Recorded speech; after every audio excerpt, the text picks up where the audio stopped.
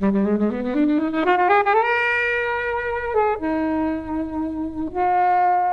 Bardem's Anton Chigurh is death, and he is coming. Inevitably, he is coming. He will not stop, and he will not be killed, and it's inevitable. Josh Brolin, everything goes wrong for him when he makes that decision to take that $2 million.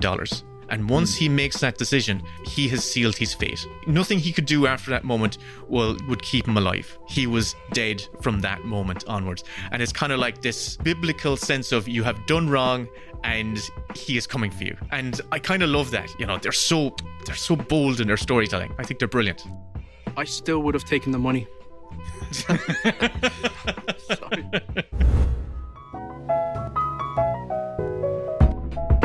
Hey everybody, welcome to this episode of Flixwatcher podcast. Today I'm joined by Will. Hello. Kevin. Hello. And Helen. Hello. And this is No Country for Old Men. Thank you as always to the mighty people for the mighty tunes, and thanks to Ben from Rockwood Audio for his awesome editing skills. Please do remember to write a review and rate us on Apple Podcasts and anywhere you can do where you listen to the podcast, because it really does help us. And you can join in the conversation with us on Twitter at FlixWatcherPod and on Instagram at Flixwatcher.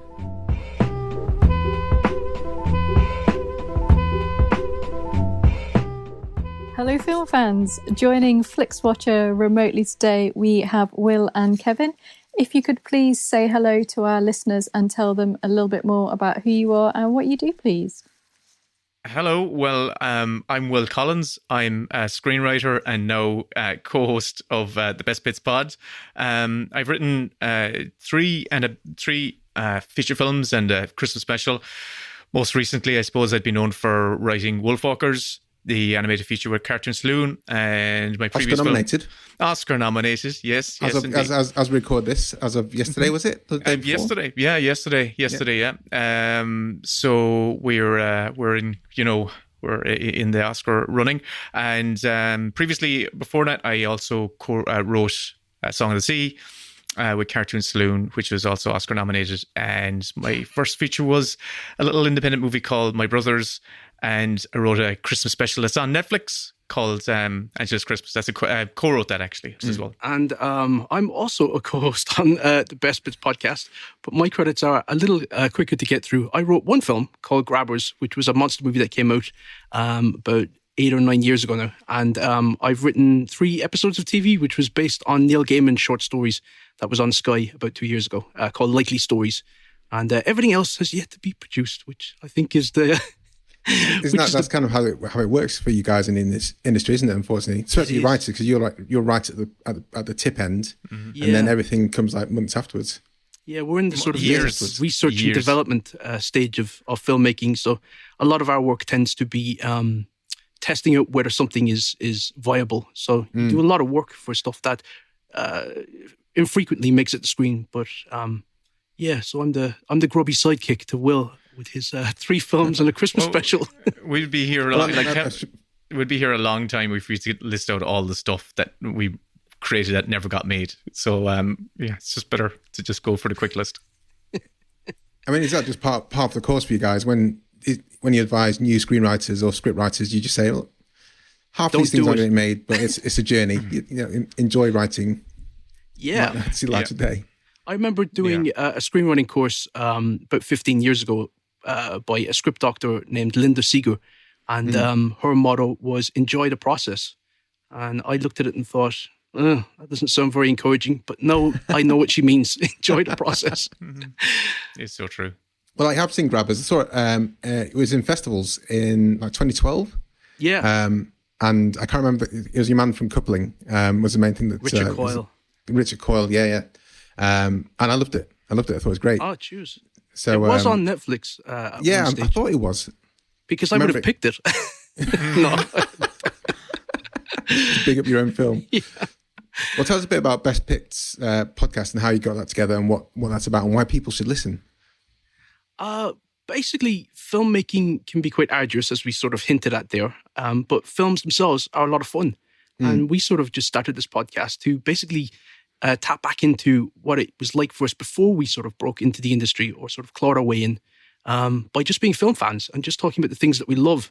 So we sort of landed on this concept around Christmas, which was an easy way into films, discussing all different types of films, different genres and what have you, based on different film scenes. And we have a big wheel and we spin it each week and we get a different scene suggestion, like sex scenes, action scenes, musicals, all random stuff, Alan Smithy scenes. And we get together and we just sort of pick and pitch our favorite scenes. And it's a lot of fun. We just sort of get to make each other laugh once a week. And Isn't it like 350 topics on that wheel or something insane? There is. And we keep adding to them. Some of them are really daft, like best nude scene.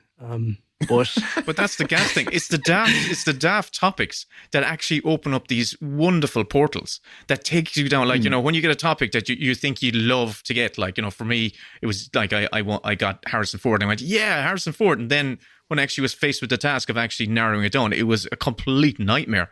But then I've got a topic like best Alan Smithy scene, and you go, oh god, that's gonna be a nightmare. But then that's actually loads of fun. You find out loads of interesting information, and I love doing it because it is great crack. And as Kevin was saying, it kind of reconnects us. It was how it all started was through lockdown, when we were having Zoom calls and stuff like that. And lockdown for everyone has been a trudge. But when we were having these calls, we would talk about stuff. Yeah. The only guy I don't have to see anybody. It's great. Advocating for lockdown 5 is Kevin Lehane. But yeah, it's great. Like, it is genuinely great crack, and it's like our it's rejuvenated me in my love for cinema. Not that it was gone, but it just, every week I listen to, if Kevin's hosting, I get him to take me down a wonderful path of joy, of filmic joy, and that's why I love it. And it's actually very personal as well. That's the weird thing about it. It's become quite kind of autobiographical as well, I've found. So yeah, it's cool. I love it. It's quite, film choice does tend to be quite personal, doesn't it, Helen? I guess because we have some people on here who they don't know they've never watched the film that their partner's chosen, and they hate it, and you can see like the friendship like splitting just ever so much, but not because because when you find out someone love and trust for ages doesn't like the film in the same way you do, it's a bit gutting sometimes. Oh, it's horrible. It's like when you introduce somebody to a film and you try and watch it with them, and you just spend the time watching their reaction and getting really miffed if they're not like, but that's funny. Why aren't you laughing? Yeah. Turn it off. I don't want to watch it anymore. It never goes the way you hoped. No. It's the pressure as well. It's like if somebody comes to you and says, you've got to watch this, it's brilliant, you sort of have your hackles up and you think, well, straight away, I'll decide whether I think it's good or not. Well, talking films, we're here to talk about No Country for Old Men, which is rubbish. Will. Rubbish film. Is this one of those where friendships divide? No. And that was the last episode of the Best No Bits Country for Old Pod. Men, Thanks for joining us. So tell us about No Country for Old Men. The synopsis in less than 60 seconds, and also why you chose it, Will. Okay, well, No Country for Old Men was released in 2007, written and adapted and directed by Joel and Ethan Coen, and it was based on a Cormac McCarthy novel.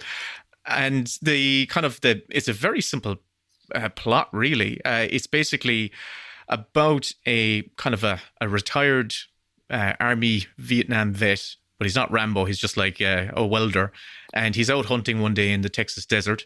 And he randomly comes across a dog that's been wounded, and he follows the dog. It's kind of like a pit bull type of dog, and he encounters a scene of a massacre in which a drug deal has gone wrong, and everyone's dead. And he goes over and he finds the last dude that walked away, but died, and he had a suitcase with him, and in that suitcase was $2 million. So he takes the suitcase, and the story kind of unfolds from there, because he shouldn't have taken the suitcase, and he's been tracked down by a kind of a methodical kind of killer called Anton Chigurh, played by Javier Bardem.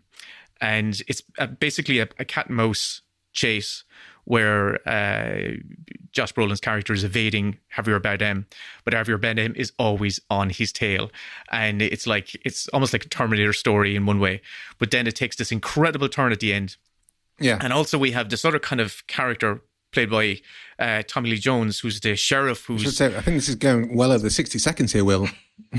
I love it. I love this film. I love it because my first instinct coming out of this film was I wasn't satisfied by the story, but not in a I hated that sort of way, but in a what the hell was that about? You know, that ending, the way the story turned in the last, third of the narrative, really I found compelling and confusing. And I know I just wanted to go right back in there and try and figure out what the hell was going on. And I did. I went back in, like, not straight away, but like the next day I went back to watch it in the cinema again. And that's when I fell in love with it, when I actually knew what was coming. And I was able to kind of piece it together in my own head. I loved it, and I still love it. And what happened in that sleep at night? Were you trying to piece it together then? And like, was there an epiphany that you came to, or? Well, it's basically, I was so shocked by the turn that happened in the story that I felt... We can spoil, so don't be shy. This is jumping pretty late into stories when Josh Brolin, who has been our hero and the guy we've been rooting for, the guy we want to evade with the money and escape Javier Bardem, and hopefully kill Javier Bardem's Anton Chigurh, gets brutally gunned down by the Mexican drug gang off camera, off screen. And it's so anticlimactic and anti-heroic and devastating that I just went, oh, what happened? What? My hero that I've been rooting for is gone. And it gutted me. It gutted me. And once I was able to go back in and watch the film from the beginning with that knowledge in my head, I found myself looking for another way of carrying my experience, the experience of viewing the film through it. I went in with different lens, and I found a different protagonist, and my different protagonist was Tommy Lee Jones, and I rooted myself in him. And I went, okay. And once I kind of input my emotional investment in Tommy Lee Jones's character and listened to him a little bit more, then my overall experience with the story was far more gratifying and enriching. And I think I got it once, or I got some message that felt rich for me anyway on the second viewing. See, my protagonist, the one that I closely identified with, was Anton Chigurh. I was rooting for him. So for me, it was a happy ending, and I really enjoyed it.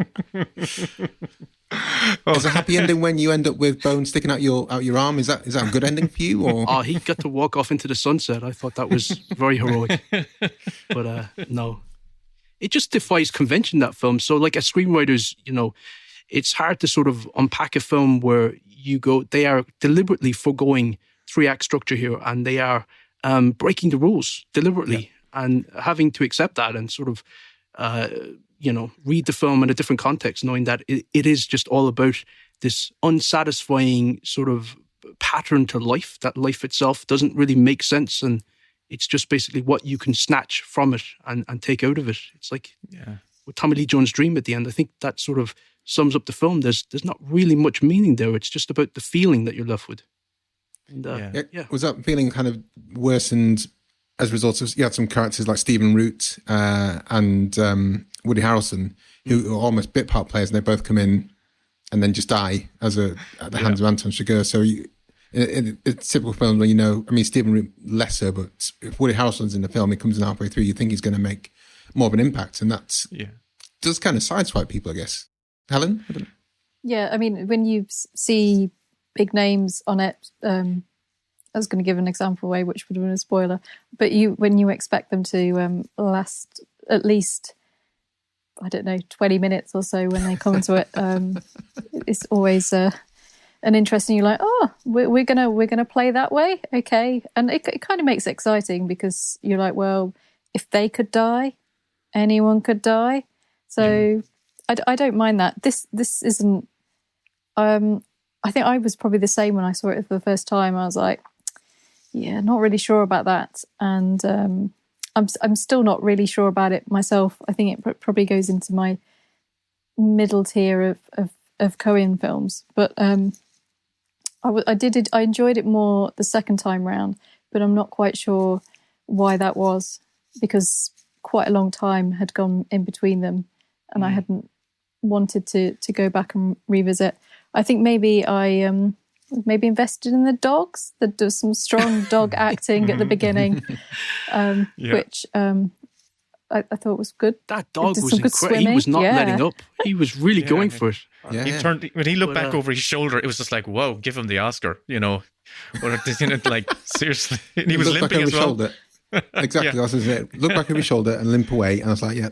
But you know what else I love about it is there's no film score in the film, so it just plays like ASMR to me. It's just got this sort of lovely atmosphere that starts off very relaxing and soothing, and you're just sort of aside from the murder, but when you're sort of tracking the hunt with Josh Brolin, and then that sort of absence of a score sort of just heightens the tension. It just becomes unbearably tense, like with that Woody Harrelson scene where he's just sitting there, and it's when the phone rings, it's like your heart jumps out of your chest. It's amazing.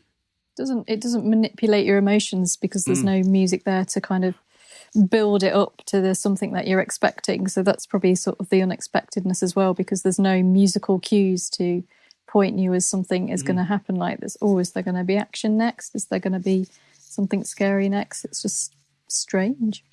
The thing I noticed that was there, because in this last viewing, the absence of score really stood out to me.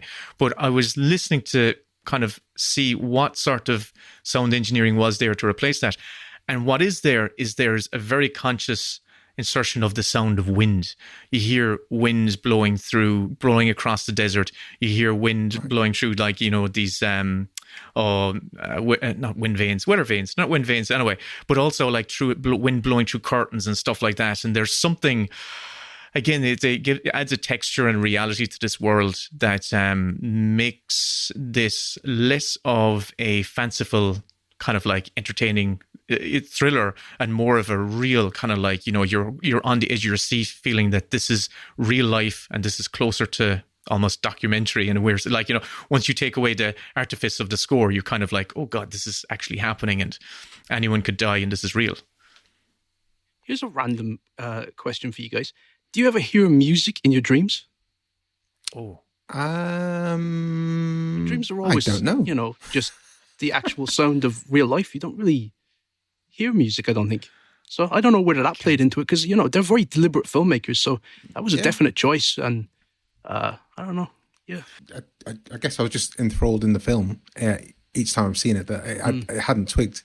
And I think it's kind of testament to the power of the screenplay and the performances, that the tension in each tense scene was built up due to what we purely see on screen. And that scene in the petrol station was probably what stuck with me most, because that was a real sense of that real threat that came out of nowhere. Mm-hmm. We'd seen him take that guy out at the side of the road, so we knew he was dangerous. We seen him kill the cop, but we hadn't really heard him speak and how his mannerisms and how he held himself and how he could it's almost like Two-Face from Batman, isn't it? He just suddenly, like, he was kind of happy Larry, and then he said, well, what's the weather like your way?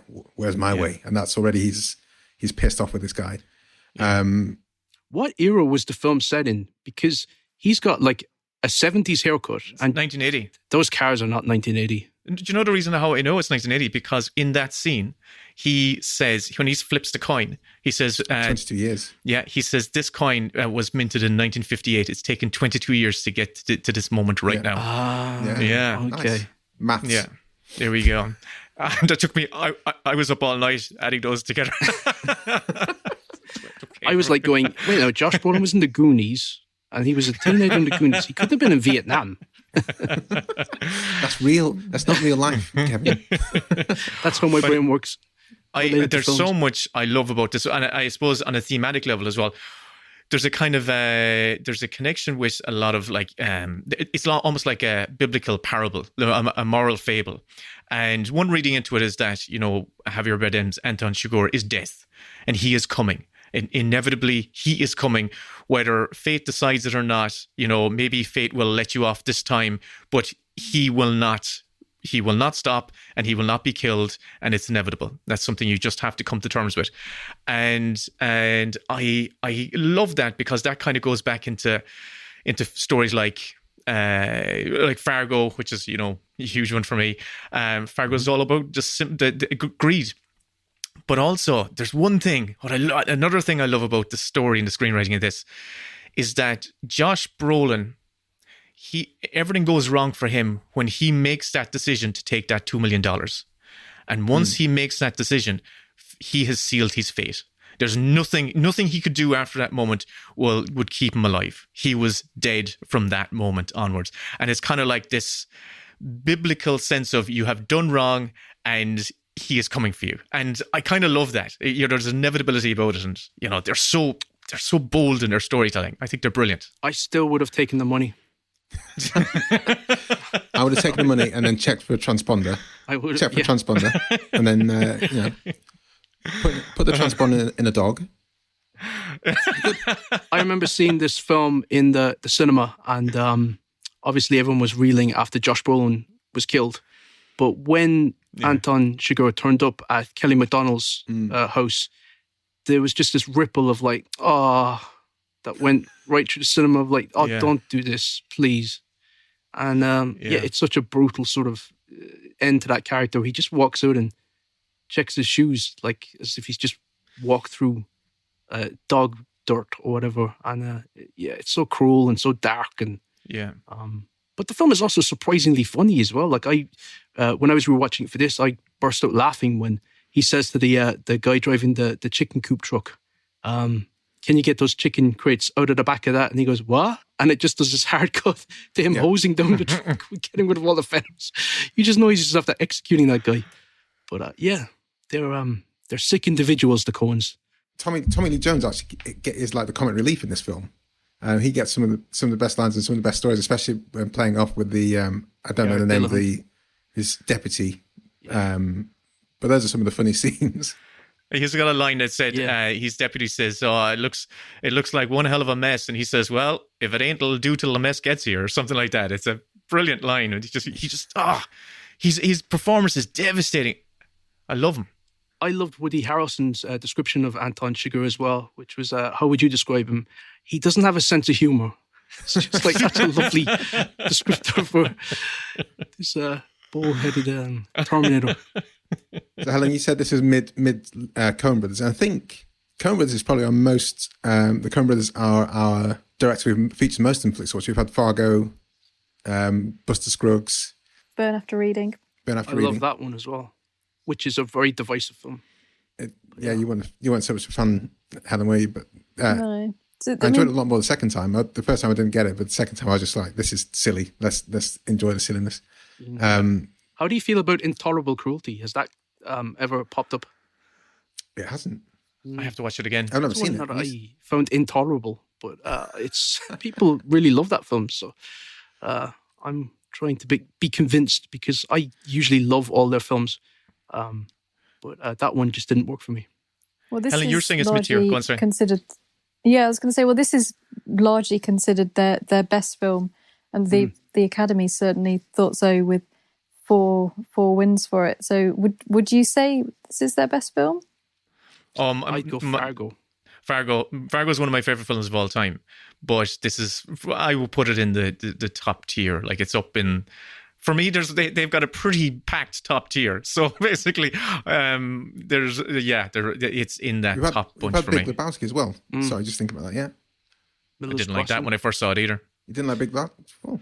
No, I don't think I like any of their films the first time I watched them, and it's because they subvert my kind of an innate storytelling brain, and they kind of they want to, I suppose I can use, they screw with me, and the part of my brain goes, hang on a second, why are they're making these strange decisions, and then I go back and I go, oh god, they're such masters, they can do whatever the hell they want, and it takes me, I'm like one viewing behind their joke, I'm like that kid has to come back, oh yeah, now I get it, I've left the party and I've got the joke when I'm lying in bed that night, that sort of thing, and but I get it, and I eventually get it, and I love their films. I think they're absolutely master filmmakers. But if they really this are. film followed more of a conventional sort of 3-act structure, and it became, the big face-off between Brolin and Chigurh, sort of like a rematch from what happened with the shooter at the hotel, I don't think that we would still be sort of like talking about this film. It's because it sort of swung for the fences, and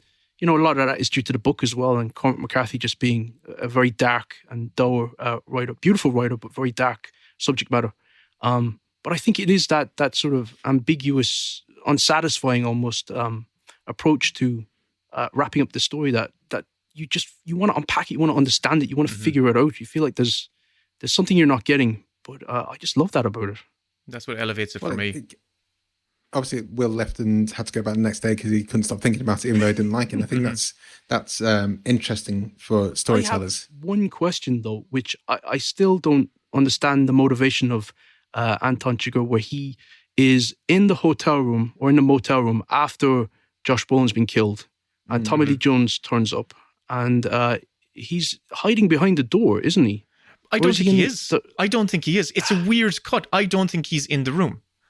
I think he's in another room. Whether he was in the hotel I think he next might be. door. Do you know, like even the gag that Josh Brolin pulled, where he was in like the apartment beside it or behind it or whatever it was. He was able to get access. No, but like we saw the coin and stuff like that. I was confused by that as well. But but if he was in the room, Tommy Lee Jones wouldn't be at the end. Incompetent filmmaking, I think. Yeah. But they're just fucking with us. That's what they're doing. They love doing that sort of stuff. Okay, well, let's head to the scores. Hello, folks. I'm Sam. And I'm Martin. And every week for the last 5 years, we've got together to talk about the musician Tom Waits. He's a gravelly voiced singer that sounded like he doused his vocal cords in bourbon and set fire to them with a cigarette and wrote such classic songs as Way Down in the Hole, Downtown Train, Jersey Girl. He's also the gravelly-voiced actor from films such as The Ballad of Buster Scruggs and Seven Psychopaths, both of which coincidentally are on Netflix and both of which Kobe and Helen have discussed here on Flixwatcher. So make sure you check those episodes out, and when you have a little bit of a taste for the magic that is Tom Waits, why not head over to songbysongpodcast.com or search for Song by Song in your podcatcher of choice to listen to a little bit more about Tom Waits.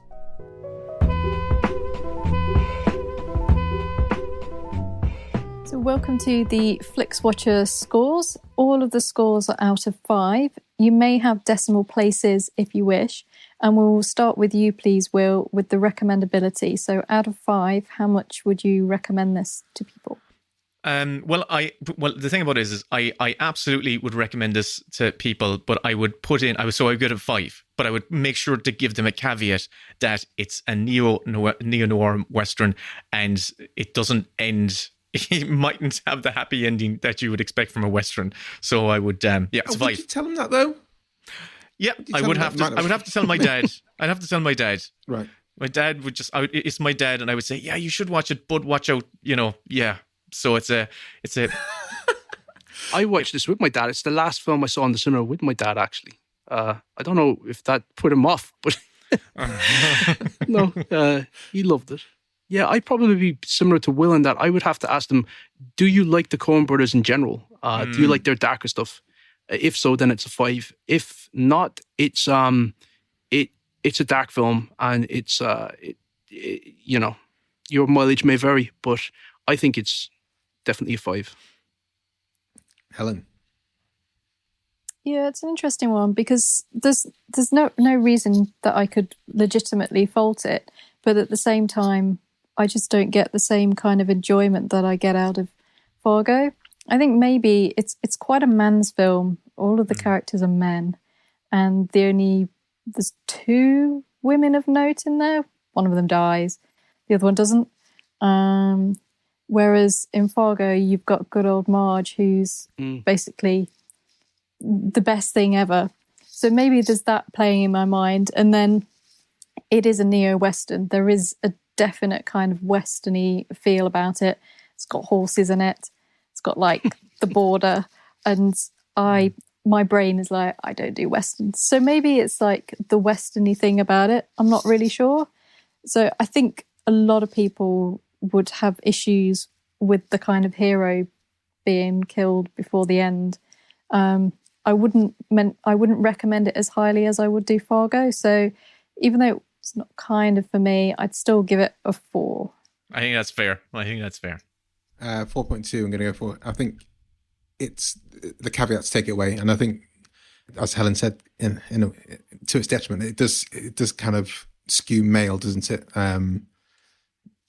in its... It's not a crowd pleaser. No. And that's fine. And there's many of my favourite films, like Donnie Darko, for example, where if you were told to say to someone, what's Donnie Darko, without any knowledge of who that person is, then you're a bit of it's unfair, really, isn't it? But if you know it's someone who likes kind of slightly acerbic films or off-kilter things, and I think your question is, what do you make of the Coen brothers in general? And if they're positive, then say, yeah, 100%, you should watch No Country for Old Men. But if their favourite film is, Titanic, The Princess Diaries, then you're not going to enjoy this. Watch Intolerable Cruelty instead.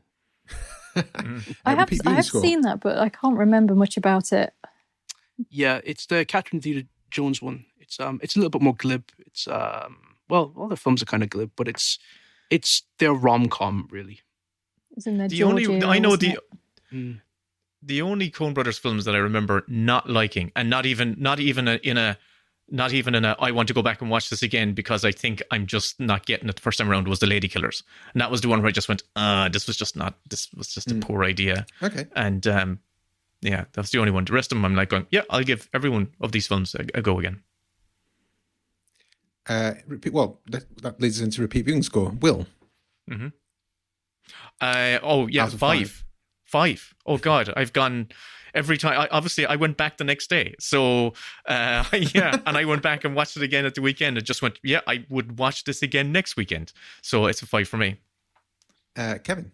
I would say I'll go 4, just because you want to pace it out a little bit. But it's always going to be enjoyable if you do it's one of those films that if it was on telly, not just on Netflix, but if it was just airing on telly, I would find myself just sitting down and watching it right through to the end again.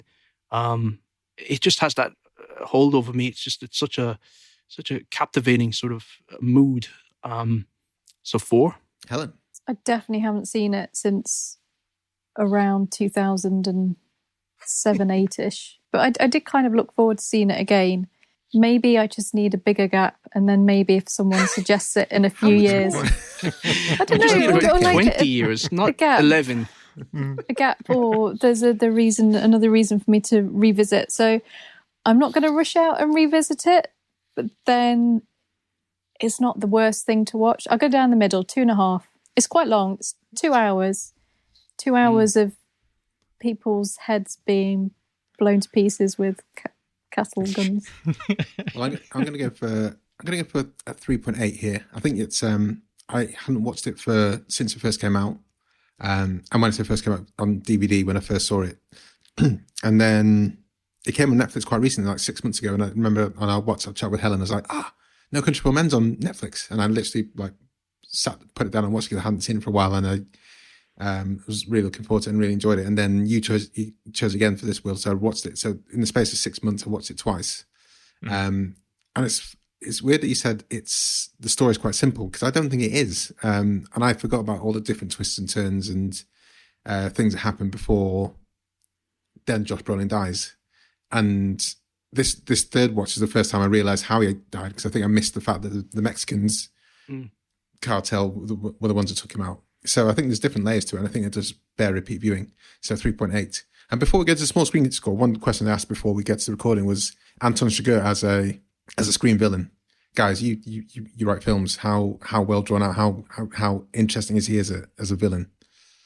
He's just a force, isn't he? He's not really he's a haircut, and he is. As Will was saying, I think he is death. He's Jaws. He's the Terminator. He's just this force of unrelenting doom.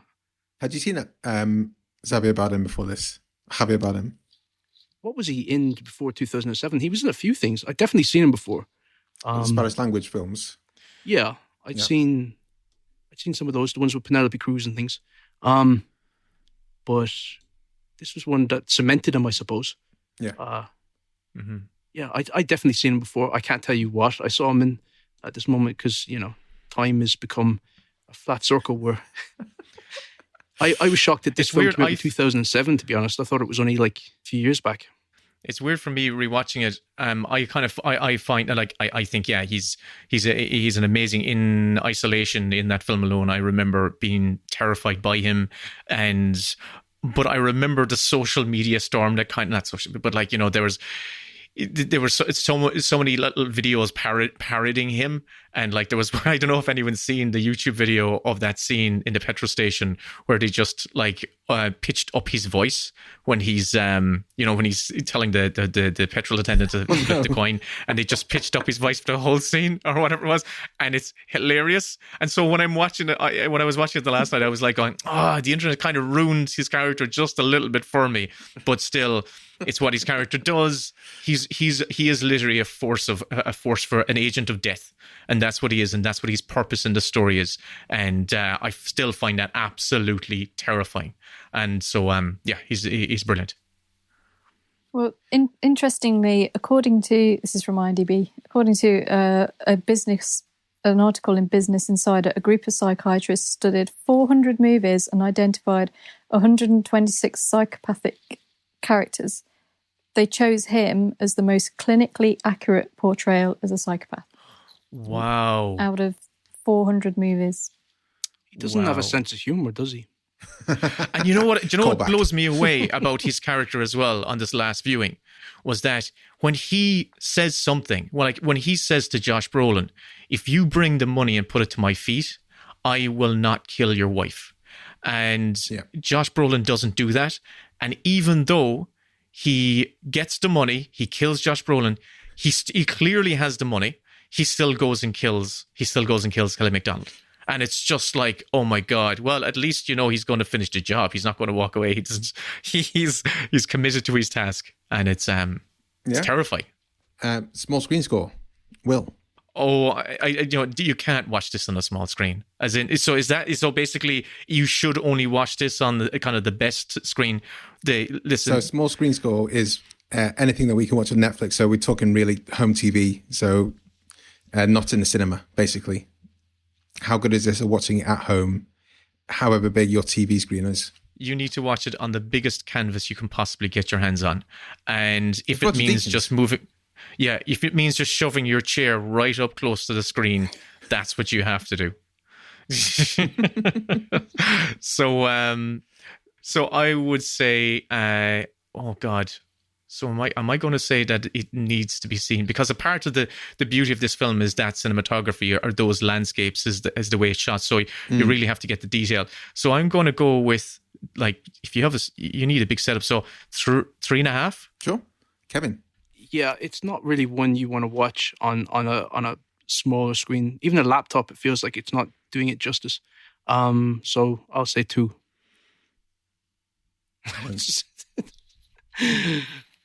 I'm probably throwing off your whole... No, it's the way the scoring works. Yeah. I've never seen this at the cinema, and I think that probably is partly why I haven't got the most out of it, I don't think, because particularly there's some bits very near the start with kind of just the way the kind of the Jeep trucks, American truck things, trucks, that's what they are. A shot is just like, yeah, this would have looked really great on the cinema. And also 2 self-surgery scenes. I always enjoy a nice bit of self-surgery, and what better than to watch self-surgery on the biggest screen possible. So I'm going to give it a 3 for small screen. If you've seen it before at the cinema, then you can enjoy it on your home screen. But if you haven't, then don't be like me. Hunt it out at the cinema first. Yeah, I've only ever seen it on the TV screen, so I'd like to see it in the cinema, definitely. So it's going to be let's go 2.5 here for small screen score. Engagement score, Will. Oh, like how engaging this film is, and how basically, like Kevin said earlier on, if that film's on, I have to stay with it. I can't.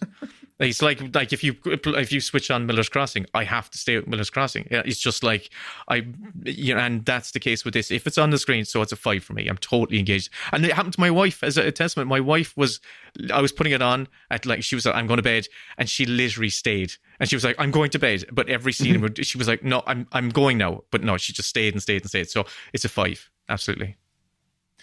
Had you seen it before though? Yeah, we saw it. She was the one who came to me on the second viewing. So yeah, we saw it in the cinema before. Okay. Yeah. Mm-hmm. Yeah, for me, I could even just listen to the film. Not mind just watch it. I just find that the ASMR quality of it just so, captivating and mesmerizing.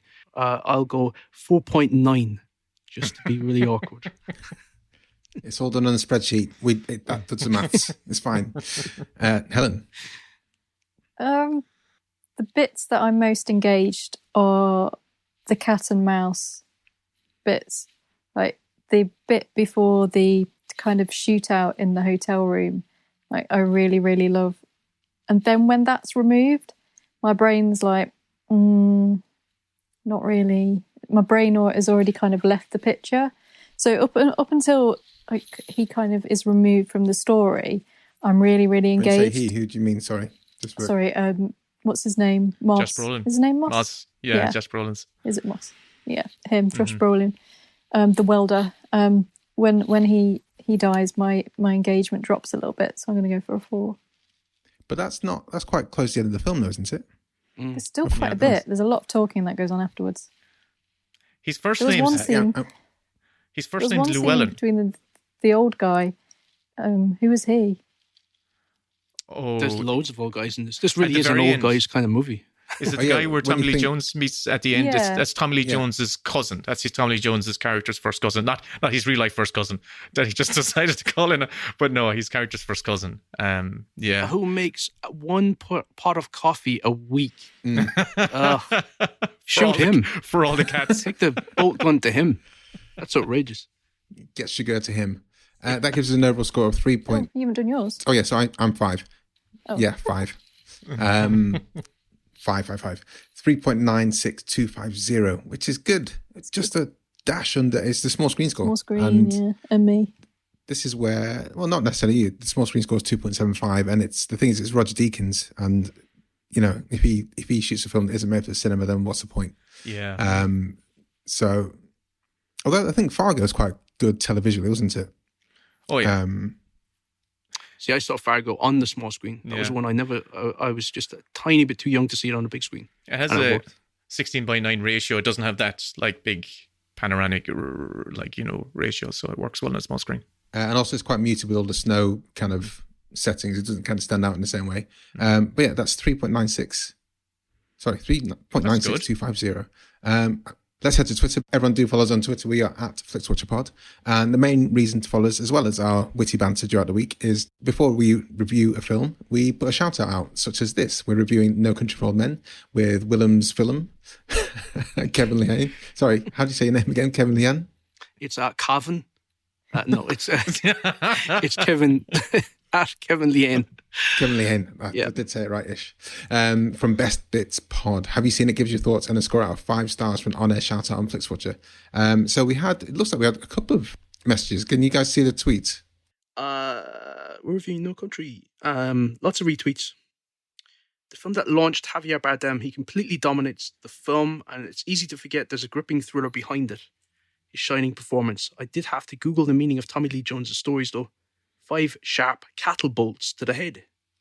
Oh, I've never even thought to Google his stories. This is something I'm going to do as soon as we finish recording. I don't think anyone can really sum it up, really, because, I was talking to my dad earlier on, and I said, do you remember going to see No Country for Old Men? What did you think of it?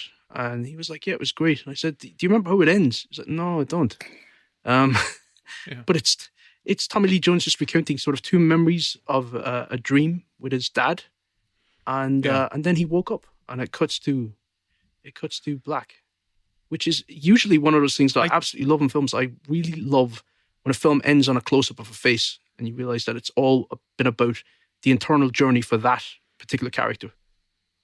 But that one played almost like the end of The Sopranos. It was just sort of like, okay, I'm not clever enough for this. Let me process this. But yeah, that's life. I just feel it's him. It's his character having to come to terms with his own mortality and the realization that there is evil and an unstoppable evil in the world, and it's not just now. It was always there, and there's nothing he can do about it. And I think he's literally coming to terms with his own mortality. I don't think he has come to terms with it. He's in the process of trying to come to terms with it. That's where I feel he's at. And he's retired. It's sad. It's a somber ending. And I love it. I love it. Depending on who you identify with, again, as I say, because for me, my guy walked off into the sunset. Do you find that as screenwriters, guys, if people, they don't get a film and you find out they're watching it from maybe the wrong perspective, and when you kind of reframe it, do you find that's how people miss the I don't know, the power behind a film or a story? Just personally, I can remember really hating Groundhog Day. I just thought that it was like a story that never really got going. And then I realized that I was an idiot, and I watched it with a more developed brain and realized it was a masterpiece. So, sometimes some films need to settle with you, and you need to sort of, they need to sort of, percolate within the zeitgeist. And, but yeah, film is subjective, isn't it? No matter what. Mm-hmm. It's like music. Somebody's favorite song is another person's like nails on a chalkboard. So, to each their own. You either like it, you don't like it. Life is short. Like what you like. Like I'm aware that taste grows and changes as we get older, and we bring so much of ourselves into each screening of each time we watch anything. So I'm told because I've read so many reviews of stuff, but I've also sat through films that I just didn't enjoy in one particular instance, and then revisited them years later and just went, wow, that's amazing, just like Kevin said there. But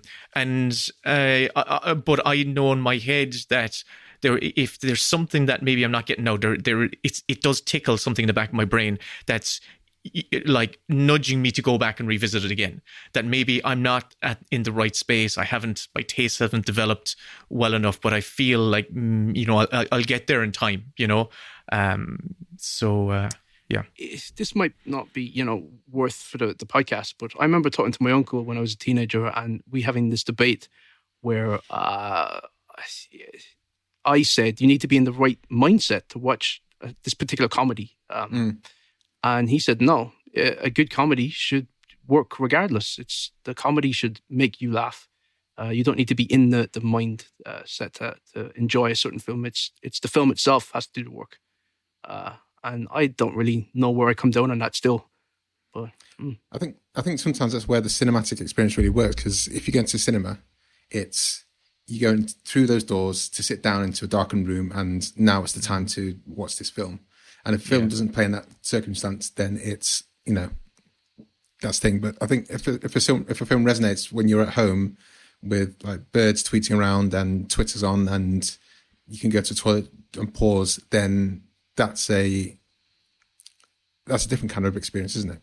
You're triggering a memory there for me, which is the one film where I can sort of do a litmus test was my own film, Grabbers. When that was coming out, we saw that repetitively during its run up to its release, and you're seeing it with different audiences, and the film just felt different depending on the energy within the room. And sometimes the film played like gangbusters, and other times it was very muted, and it was the exact same film, even the exact same screening, the cinema itself, but it was just the energy that came into the room was slightly different, and so the film itself just was transmogrified by that. It was bizarre, but yeah. Well, this is the after Twitter segment of the Flixwatcher podcast. Guys, we'll leave everything there. Let us know where we can find you online, and say sayonara to the listeners. You can find us on Best Bits Pod on Twitter, and under our own individual handles at Kevin Lehane and Will. I'm at Willem's Film, WILLUMSFILLUM. Oh, that's very rhythmic. There you go. Thank you very much for joining us, guys. Radio, cheers. Thanks for having us. Bye-bye. Sayonara. Enjoyed this episode of Flixwatcher podcast? Why not leave us a 5-star review on iTunes? You can also follow us at FlixWatcherPod on Twitter, and we're at FlixWatcher on Instagram. Thanks as always to the mighty people for their mighty, mighty tunes, and Ben from Rockwood Audio for his awesome editing skills. If you're looking to get your podcast edited as sweet as this, get in touch with Ben, and that's Rockwood, ROKK Wood Audio. Tell him Flixwatcher sent you.